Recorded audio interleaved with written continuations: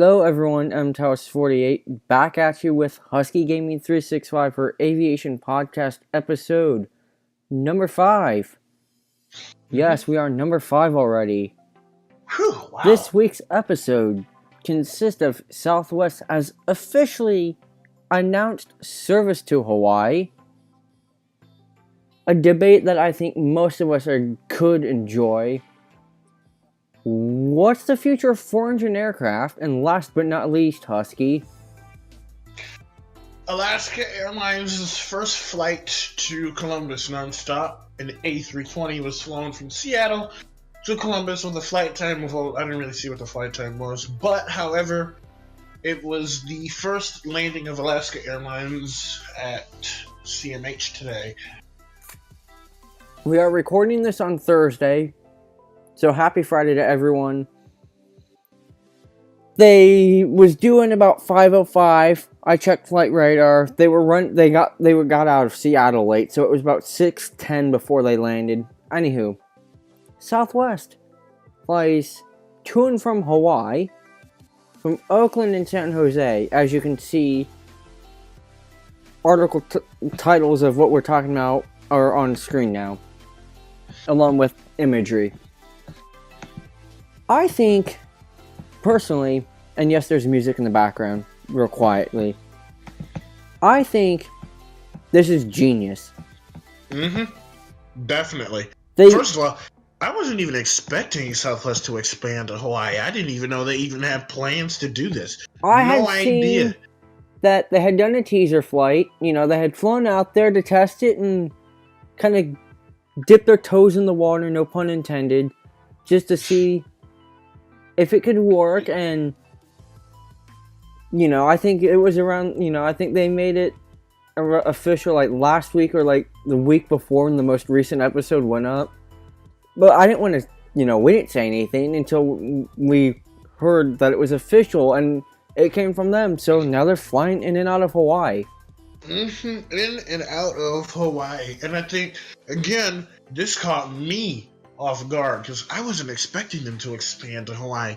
I thought they were going to stick to what they've normally done, which is just central U.S. and the Caribbeans and let's see, that the Caribbeans and I can't think of. And I think when they expanded to the Caribbean islands a few years ago, I think that was a big shock for everyone. As no one at the time thought, I don't think anyone at the time thought that they would expand outside the the lower 48 of the states. So for them, obviously they don't fly to Alaska. Who knows when they will, if they ever will. But they fly to most of the lower 48 and now Hawaii, which says a lot. Now they fly to 49 states, which is.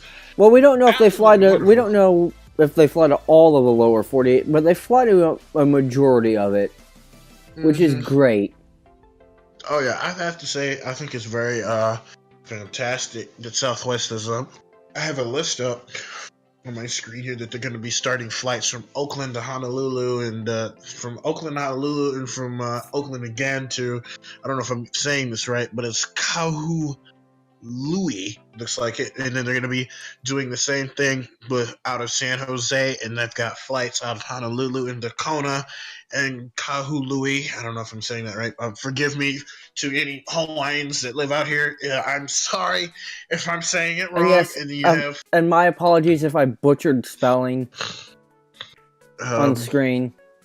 And then let's see, they have Oakland and Kona. This is like places you can basically fly between, and then you have San Jose and Kona. The service begins. Some of the services start this month, then some of them starts I think in next month. There's some scheduled for May, and there's a little bit scheduled for April. And I have to say, some of the prices for these flights are actually pretty good. One way, like some of these are $49. The Honolulu, the Kahului, and Kona are $29, $30 for a flight. And then there's like the highest ones, which is like Oakland to Kona or San Jose to Kona, is like about $80, but that's just one way. That's so good. Yeah, but I think those low fares are kind of a one-time deal. No, they're not a one-time deal. You just, if you want those fares, you have to fly those flights between certain dates. Mm-hmm. From what I saw, at least. I don't remember when you had to have it booked by, but you had to do them between certain dates to get those fares. Yeah, you're right, because I think when some of this stuff says, like, when you're traveling between like March 19th and June 19th, April 9th to the 19th of June, May 7th, May 28th, April 30th, May 14th for like the last 3 on the list, all through June 19th of 2019, which is not bad. That's a pretty long period that you can fly for cheap. For Southwest, obviously they do, if you follow me on Twitch, twitch.tv/mtows48, gonna throw it out there now. This is a good test for them. Yes, I know they do Oakland to Columbus and vice versa. And LAX to Columbus. But this, right here, this is gonna be a test of their cruise endurance. Mm-hmm. Because this is... Flight time wise, this is gonna top some of the longest flights that they've ever done, non-stop. Yeah, this is looking at least 4 or more hours, and all of it is over the water, which means I think if they're gonna do once you clear the coast, once you clear the sunny sandy beaches of Cali, it's ocean. Oh yeah, it's all ocean. The way. So obviously there's E-tops, but that's just the topic for another video. But yeah, this is going to be a test of their cruise endurance, I think. And speaking of E-tops, if they're going to fly overseas, I think they need some of their planes. They have to, I think, get E-top certified just to fly overseas. Well, but they're flying. But here's the thing: they're flying to another state. Yeah, but yeah, I know it's another state, but it's still over the water. You know, if you're gonna fly an aircraft over the water, like, you know, just like how how their planes have E-tops, United has E-tops, you know, they're flying over a large body of water with no possible way to land. Like, if something happens, you can't land anywhere. There's nowhere to land. There's no runways. So actually, E-tops is a good segue into our next topic. Mm-hmm. What's the future of more? To be more specific, what is the future of the tri-jets and the 4-engine jets? Obviously, passenger version of the 747-8 pictured here is not doing so hot. Boeing's making bank off the cargo variant. Oh, yeah. But when it comes to obviously in the big news broke, and it was in previous episode, so feel free to flip back to that. After next year, there is no more A380 production. No, Airbus said, hey, because Emirates decided, nothing against Emirates, but Emirates decided to dump the A380 and go with the more fuel-efficient A350. So you have to wonder. And don't forget about the A330neo. They've also made orders for the A330neo. So you have to wonder, how long is it going to take Boeing? Obviously, I think it's the only two airlines that I know that fly PAX 8s are KLM and Lufthansa. Now, if those airlines keep... Actually, there's also Korean. There's Korean.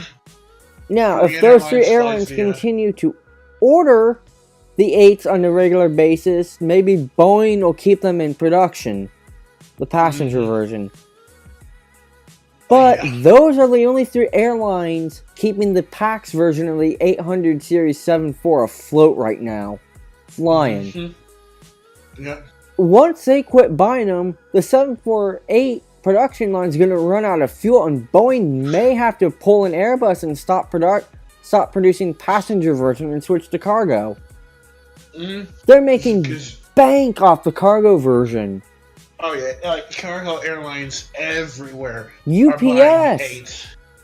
I know UPS has ordered a bunch. Oh yeah, UPS has made a huge order for the 748F. So the major order. 8F is Boeing. That's the only variant of the 747 Boeing's making bank off of. The 8's not selling well, and they've long discontinued the 4 production of the 4. Okay, that stopped a long time ago. And the 8 takes technologies from its smaller counterpart, which can fly just as far, and I think even further. The 787. The 8's has the composite body and wings and the wing flex and crazy fuel efficient engines. And we'll have to do a podcast just on this topic alone, but the fuel efficiency at high altitudes, even though the air is super thin, the air gets thinner the higher you go. I don't get it. We'll see if KLM, Korean, and Lufthansa continue to order the 800 series. Boeing will keep it in production, but my gut feeling says passenger version isn't going to last much longer.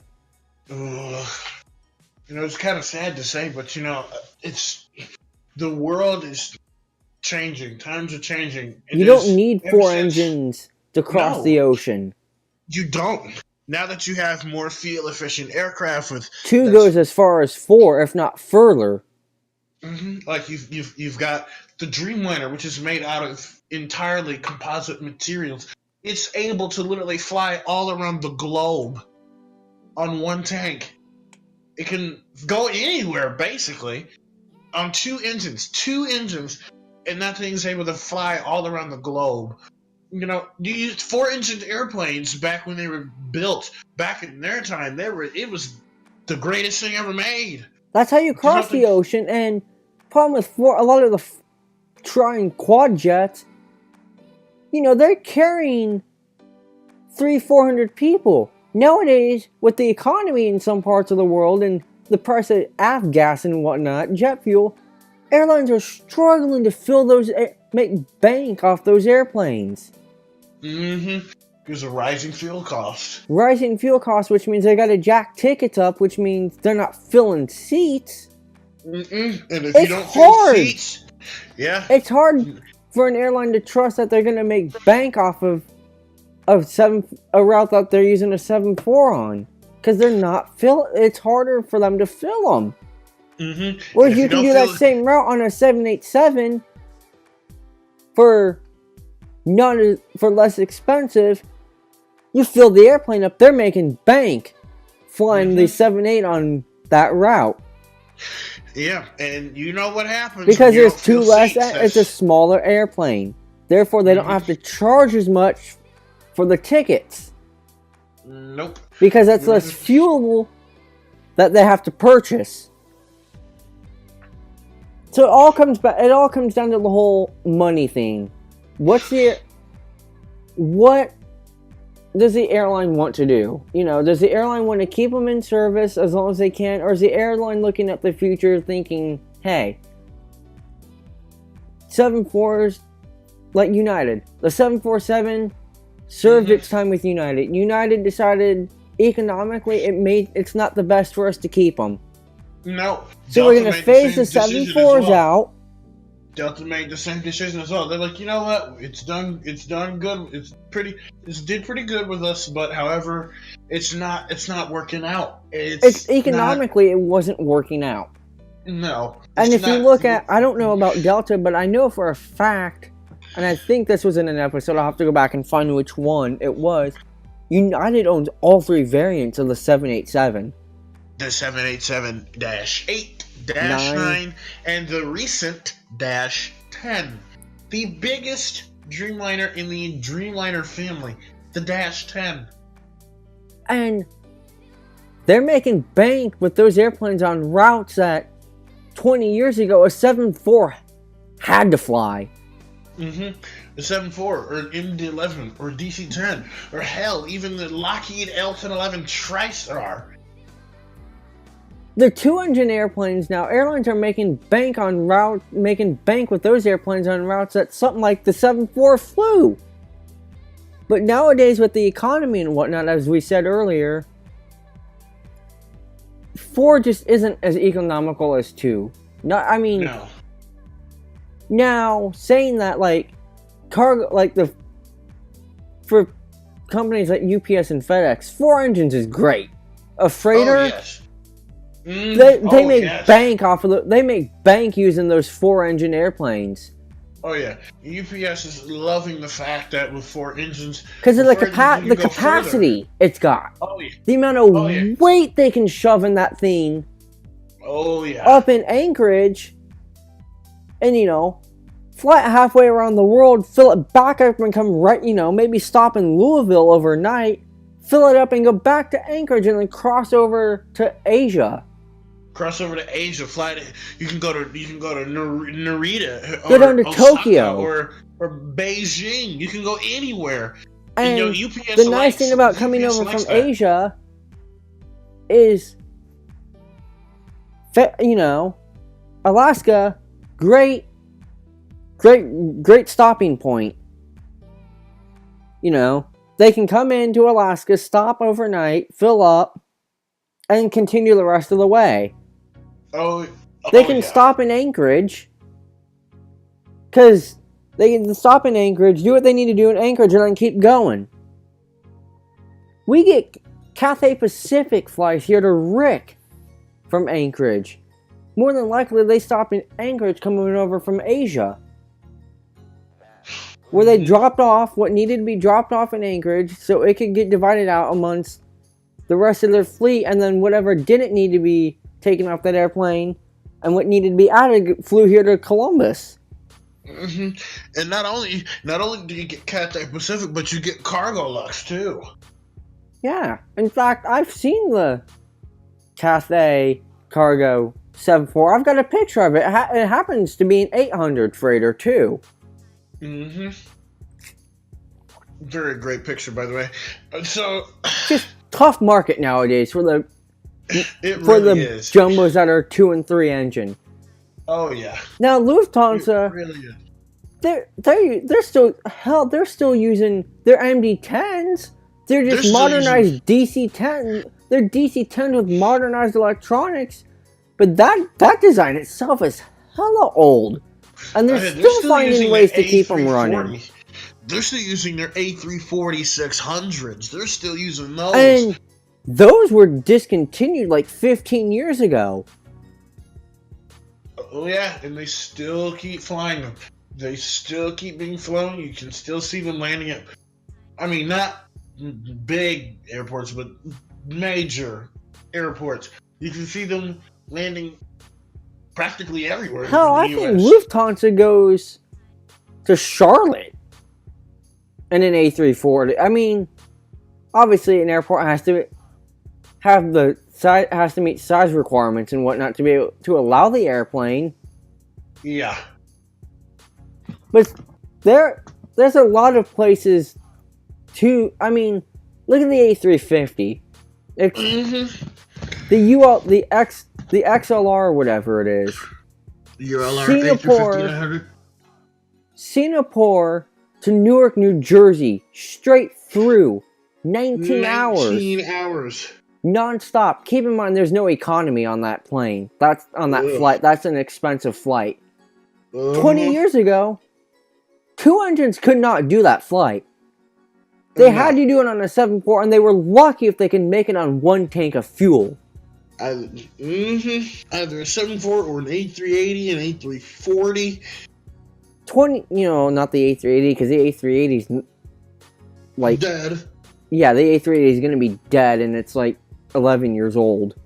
But 20 years ago, if they wanted to do that, they had to do it on a 3 or 4 engine airplane, and they were lucky if they can make it on 1 tank of fuel. Because that was a stretch back then. And back then, those engines were not as efficient as the ones we have now, and even then, those planes were gas guzzlers.